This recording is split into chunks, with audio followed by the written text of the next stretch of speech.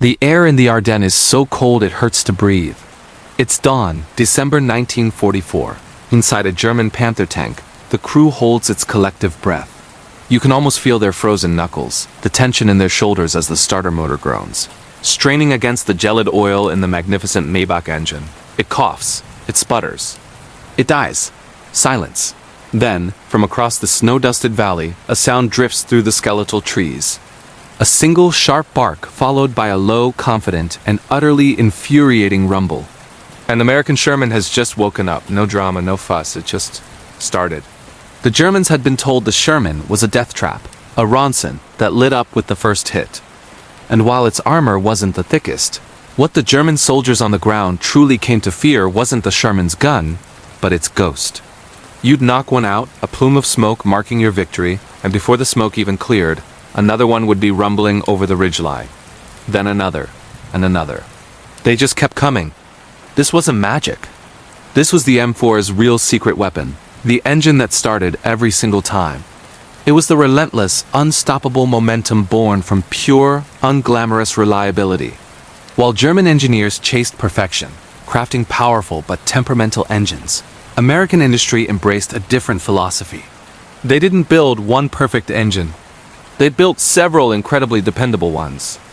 The M4 Sherman was a family, and its heart could be one of many. There was the Continental R975, an air-cooled radial engine, basically a 9-cylinder airplane engine turned on its side. Tough, proven, and familiar to thousands of mechanics. Then came the beast from Ford, the GAA, a massive 18-liter V8. It wasn't designed for a car. It was designed to be invincible, a powerhouse of torque that could haul the Sherman through anything. But the ingenuity didn't stop there.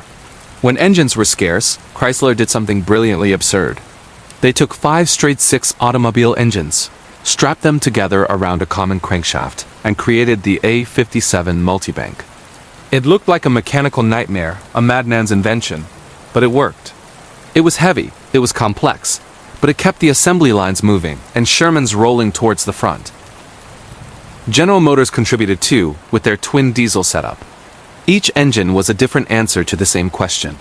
How do we keep the tanks moving, no matter what? This wasn't just about the engines themselves. It was about the entire system built around them. American logistics was a masterpiece of organized chaos. While a knocked-out Panther might sit for days waiting for a specialized recovery vehicle and a team of factory-trained mechanics, the Americans had a different approach. Echelons of support were staggered right behind the front lines. A Sherman breaks down? A recovery vehicle, often a modified Sherman itself, would be there in a flash to drag it back. Engine failure? No problem. They wouldn't spend a week rebuilding it in the field. They'd just yank the whole power pack out, drop a brand new one in straight from a pallet, and send the tank back into the fight in a matter of hours. The old engine would be sent back down the line to be rebuilt in a proper workshop. This doctrine of repair, replace, and return was a rumor that drifted through the German lines like a chilling whisper. It wasn't about the quality of any single tank.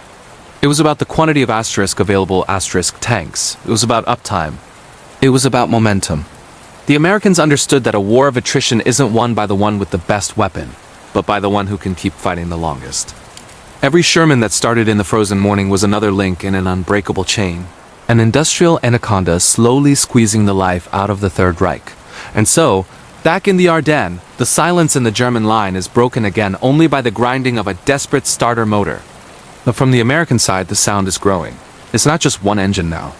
It's a chorus.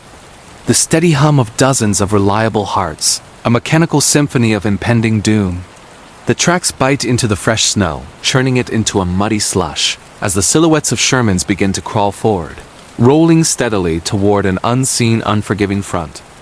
This isn't just a story about a tank. It's a story about its heart. And that heart was forged not on the battlefield, but right here in the roaring industrial cathedrals of America. We're moving from the battlefield to the birthplace of reliability. Picture Ford's massive River Rouge complex. The air thrums with power. Here, engines aren't just assembled. They're brutalized. They're bolted to test stands, run at full throttle for hundreds of hours straight, pushed to their breaking point and beyond. Every weakness, every potential failure, is deliberately found and hammered out long before a single tank chassis ever feels the mud of a training ground. This was reliability by design, engineered through relentless abuse. At the center of it all was a mechanical masterpiece, the Ford GAA V8. Forget your standard truck engine. This was a thoroughbred derived from a V12 aircraft engine project that never took flight. It was an all-aluminum 32-valve dual overhead cam beast. It wasn't built for blistering top speed. It was built for pure, unstoppable grunt. Its power band was wide and flat. Delivering massive torque from low RPM is perfect for shoving a 30-ton vehicle through thick mud or up a steep embankment. Mechanics in the field loved it. It was designed for simple adjustments with accessible components. It had this incredible habit of just running. Bad fuel? It would cough, sputter, but keep going. Freezing cold or scorching heat, it started. It was the dependable, muscular core of the Sherman. But Ford couldn't build them all. The demand was immense. And that's where one of the most audacious engineering feats of the war comes into play. The Chrysler, a 57 Multibank. When you look at it, it's bizarre. It looks like a mechanical starfish. It's literally 5 6-cylinder car engines. The same kind you'd find in a Plymouth sedan, all geared together to a single output shaft. It was a stopgap, an emergency solution born out of desperation. On paper, it sounds like a maintenance nightmare 5 of everything. 5 water pumps, 5 distributors, and yet it worked. Surprisingly well. The secret wasn't just in the engineering, but in the human element that supported it. See, the US Army didn't just build reliable tanks. It built a reliable system around them. They standardized everything. The technical manuals were masterpieces of clarity, illustrated so a draftee with a high school education could understand complex procedures. Toolkits were identical across different tank variants. If you knew how to work on one Sherman, you knew how to work on them all. And the mechanics, the unsung heroes of the armored divisions, were drilled relentlessly. They practiced engine swaps until they could pull a multi-ton power plant out of a tank, drop a new one in, and have it running in just a few hours, sometimes even under the threat of artillery fire. It was a logistical ballet of grease, steel, and sweat. Let's follow one of these tanks. We see it roll off the line, fresh paint gleaming. It's loaded onto a train, then a ship, crossing the vast, dangerous Atlantic. Finally, it's unloaded onto the chaotic beaches of Normandy. Here, in the dense, claustrophobic hedgerow country, the true test begins. This isn't open desert warfare. It's a brutal grind of short, violent sprints across a field, followed by sudden, jarring stops as machine gun fire erupts. It's long periods of idling behind a stone wall, engine rumbling, waiting for the order to advance, the heat building up under the armor. This kind of stop-and-go combat is torture on an engine and transmission. But listen, that's the sound of the Sherman's reliability. It's the sound of an engine catching instantly after a panic halt, the crew inside breathing a sigh of relief. It has the rhythmic clatter of wrenches on steel as a maintenance crew works under a canvas tarp at dusk, the smell of oil and coffee hanging in the damp air. They're not just fixing the machine, they're ensuring survival for the men who will ride it into battle the next day. This constant, almost obsessive upkeep created an illusion of invincibility. Across the lines, German soldiers in their listening posts started to notice a pattern, a frustrating and demoralizing rhythm. A sector would be pounded by their artillery and mortar. Silence would fall. And then minutes later they would hear the familiar, rumbling chorus of dozens of Sherman engines starting up again, ready to move, ready to fight. It was as if the American tanks were inexhaustible, a mechanical tide that could not be stopped. The Normandy hedgerows gave way to open country, and with it, a new kind of war. Operation Cobra wasn't just about breaking the German line at St. Lai. It was about exploitation, about speed. And speed in armored warfare is a function of reliability. As thousands of Shermans surged forward, they kicked up a suffocating storm of French dust. This wasn't just an inconvenience. It was a mechanical menace, choking carburetors and air filters. The summer sun beat down, boiling the water in radiators, pushing engines to their thermal limits. Yet the squadrons kept moving. The M4's Continental radial engine, a design with aviation roots, proved it could take the grind. It was a rugged, dependable power plant that, while not perfect, was understood was maintainable and was there. This relentless advance was only possible because of an equally relentless supply chain. The legendary Red Ball Express wasn't just hauling ammunition and rations. It was a river of mechanical lifeblood. Convoys of GMC trucks driven day and night, carried the essentials: fuel, oil, new filters, spark plugs, entire gasket sets. They delivered these parts proactively, getting them to field maintenance units before shortages could become crises. This logistical foresight was the secret weapon behind the Sherman's operational readiness. While a German Panther might be a formidable opponent one-on-one, its effectiveness plummeted if it was waiting weeks for a new transmission. The American doctrine wasn't just about building tanks, it was about keeping them fighting. Imagine the scene just behind the shifting front lines. The sun has set, but the work hasn't stopped. Under the dim, carefully shielded light of blackout curtains, a drama of battlefield triage unfolds. An M32 tank recovery vehicle, itself a Sherman derivative, has just dragged a wounded M4A3 back from the brink. The tank is scarred, its armor pocked by a near miss, its engine compartment smoking. The crew, faces smudged with grease and exhaustion, watch with a quiet intensity. A field maintenance team swarms the vehicle. The ruined engine is hoisted out, a mass of twisted metal and broken pipes. Then, with practiced efficiency, a crane lowers a brand new crate-fresh Ford GAA V8 into the empty bay. Wrenches turn, connections are made, and within hours, the wounded giant has a new heart. By dawn, it will be refueled, rearmed, and ready to rejoin its platoon. This scene, repeated countless times, was the operational reality of the American war machine. Contrast this with the German experience. Intercepted reports and post-war analysis paint a picture of immense technical prowess crippled by mechanical fragility. A Panther battalion on the move might start the day with 45 tanks but arrive at the battle with only 30. The rest would be left stranded along the route, victims of failed final drives, broken suspension components, or overheating engines. Elite Tiger crews often spent more time nursing their complex machines than fighting in them. Spare parts, when they were available at all, were often stuck hundreds of miles away, targeted by Allied air power, or simply lost in a collapsing logistical network. The German army had created magnificent beasts of prey, but they were thoroughbreds, too delicate for the attritional slugging match of a total war. From the crewman's perspective, this reliability translated into something more profound than just operational statistics: trust. Seated in the driver's hatch or peering through the gunner's sight, an American tanker felt the steady, reassuring heartbeat of the engine behind him. That low, consistent rumble was the sound of dependability. In the terrifying moments before an attack, when fear threatened to overwhelm, the simple act of hitting the starter and hearing the engine roar to life was a powerful antidote. It was the promise that your machine would carry you into the fight and, with luck, carry you out again. This wasn't about believing their tank was invincible.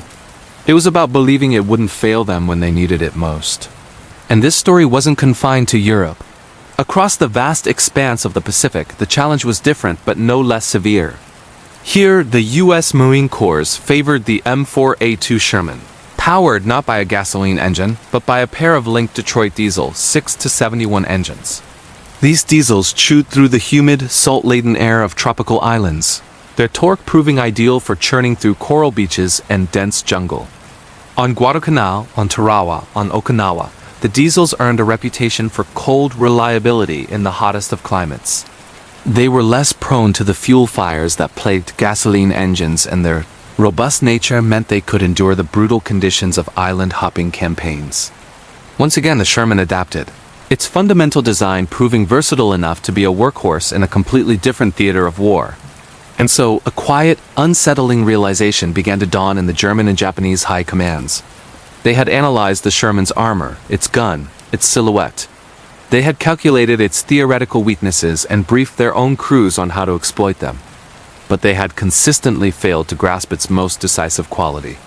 They were facing an opponent whose strength wasn't just in the moment of combat, but in the days, weeks, and months of relentless, grinding pressure.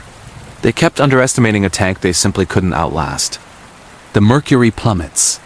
It's a cold that seeps into steel, a cold that freezes lubricants solid and drains the life from batteries. In the Ardennes forest, dawn breaks over a landscape cloaked in white, and the air is thick with the silence of stalled machinery. German panzers, marvels of engineering, sit inert, their complex engines defeated by the sub-zero temperatures. Their fuel lines are frozen, their batteries dead. For them, the offensive grinds to a halt before the first shot is even fired. But then a different sound pierces the frozen air. A cough, a sputter, then a deep, throaty rumble that echoes through the snow-laden trees. It's the sound of a Ford GAA V8 or a Continental radial roaring to life. After a brief preheat, Sherman after Sherman starts up. While German crews struggle with blowtorches and desperation, American tankers are already forming columns. Their reliable engines proving to be the first and most decisive weapon in this brutal winter fight. The Battle of the Bulge becomes a testament not just to courage, but to the sheer mechanical dependability of the M4. The advance is relentless. The columns push on, not because they are invincible, but because they are inexhaustible. They are a river of steel flowing east, and their destination is the heart of Germany. At Remagen, the Ludendorff Bridge stands as a final improbable gateway across the Rhine. It's a mad dash. Engineers work feverishly under fire, betting their lives that the bridge will hold. And the tank crews bet their lives on their machines. This isn't a place for a breakdown. This is a long, grueling road march where a powertrain that won't quit is more valuable than the thickest armor plate. Every mile covered is a victory for the mechanics who maintain these tanks, for the designers who prioritize reliability. The Shermans roll on, a clattering, thundering procession that doesn't stop, their tracks chewing up the miles, carrying the war across the last great natural barrier. The simple, rugged construction that critics once scorned now becomes the army's greatest asset. As the columns press deeper into Germany, a new silhouette appears at the front, the M4A3E8, the Easy 8. This isn't a radical redesign, but a refinement, the perfection of a proven concept. The most significant upgrade is the horizontal volute spring suspension, or HVSS, on the rutted, war-torn roads of the collapsing Reich. The wider tracks and improved suspension make a world of difference. The ride is smoother, which means less fatigue for the crew and less strain on the entire vehicle. The tank can maintain higher average speeds over rough terrain, keeping the engine in its optimal power band, saving precious fuel and reducing wear. For the driver, it's a more stable platform. For the gunner, it's a steadier shot on the move. The Easy 8 embodies the philosophy of continuous improvement, smoothing the path for the final push and allowing crews to fight the enemy, not their own equipment. Look closer and you'll see the human element in this mechanical symphony. It's in the small, telling moments that define the relentless advance. You see a driver, his touch on the throttle delicate, coaxing the machine forward to save the clutch for when it's truly needed.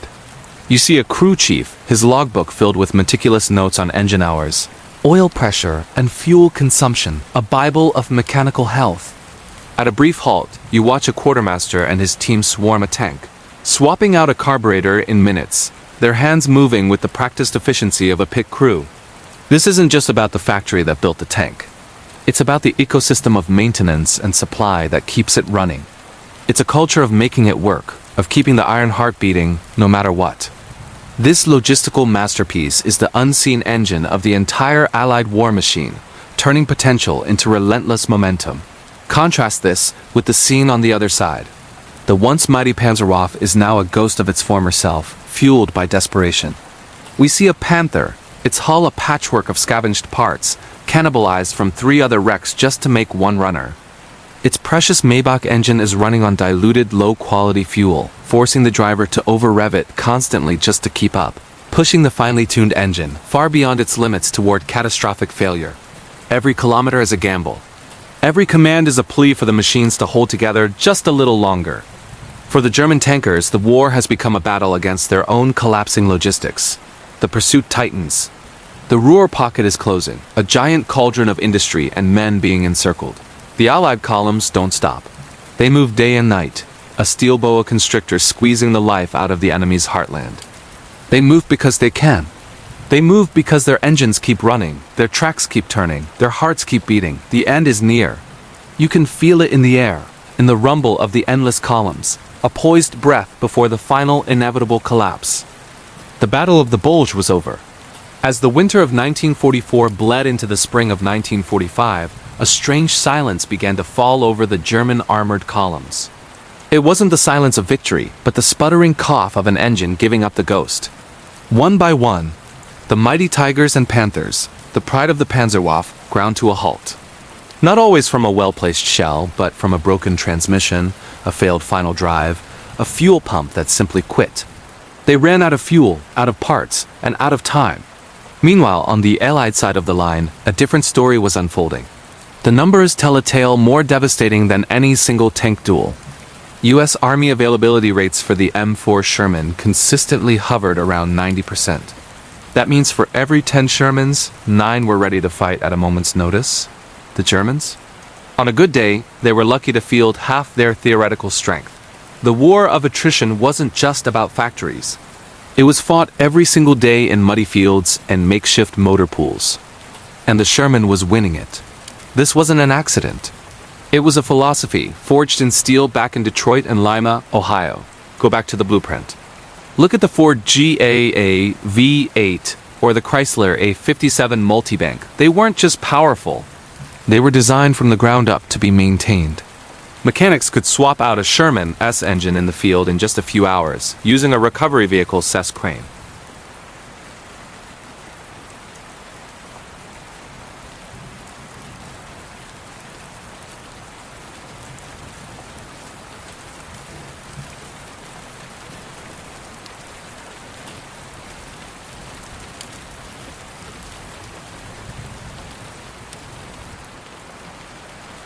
This industrial discipline was a force multiplier the Germans, with their boutique, almost artisanal approach to tank building, could never hope to match.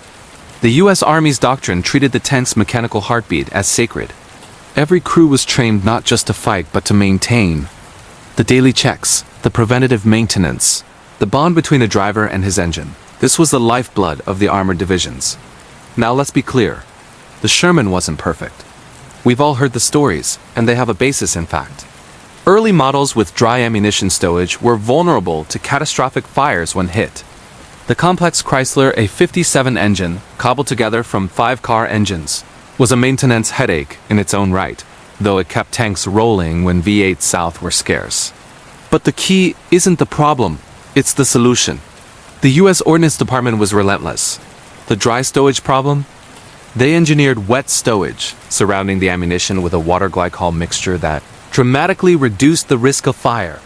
By 1944, the Ronson nickname was no longer a battlefield reality for the newer M4S. The interior layouts were improved. Crews developed tactics to mitigate risks, using their numbers and mobility to flank the heavier German beasts. The system learned, adapted, and overcame. And the story doesn't end on V-Day. When the guns fell silent in Europe, the Sherman's second life was just beginning. For decades after, the M4 served on 5 continents. Nations from Israel to Pakistan to Argentina kept them in their arsenals for one simple reason. They started, they rolled, and they finished the mission. Look at the Israeli Defense Forces, who became masters of upgrading the Sherman. Decades after World War II, their Super Shermans were still formidable weapons, retrofitted with powerful new guns and diesel engines. But what did they keep? They kept that rugged, dependable core, that simple, reliable suspension, that hull that was easy to modify and maintain. The spirit of the original design was still there, a testament to its fundamental soundness. It's a matter of perspective. From the German side, they saw the war through the lens of a tank's sight.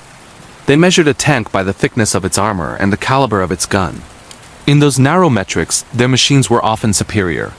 They could never quite grasp that the war was also being won far from the battle. They never imagined that the quiet, unassuming triumph would belong to a simple V8 engine that refused to fail. They didn't account for a logistical system that kept that engine fed with fuel, a maintenance corps that kept it humming with spare parts, and a doctrine that ensured it was always moving forward. They built Titans designed to win a duel. America built an army designed to win a war. Reliability won more miles than any shell ever could.